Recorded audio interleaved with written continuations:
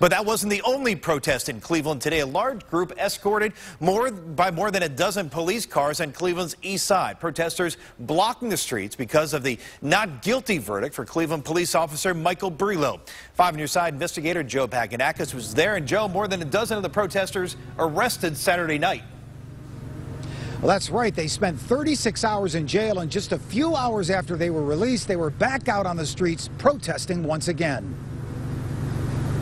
37 shots! I can justify it! About 100 protesters shut down several streets on Cleveland's east side, making their way from Zelma George Rec Center, covering several miles down Quincy Avenue, protesting the verdict that found Officer Michael Brillo not guilty in the 2012 police shooting deaths of Melissa Williams and Timothy Russell. No arrests during the 4-hour march.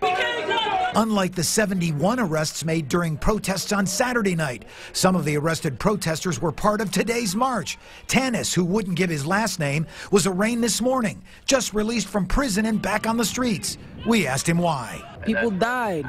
I'm living. I feel it's an obligation, a duty, because if I was viciously executed like that, I would hope that people would have the conscience and the conviction to do the same. And it was the same story for Chris, who is the 34-year-old father. Our people are getting killed every day by police, and it's just not right.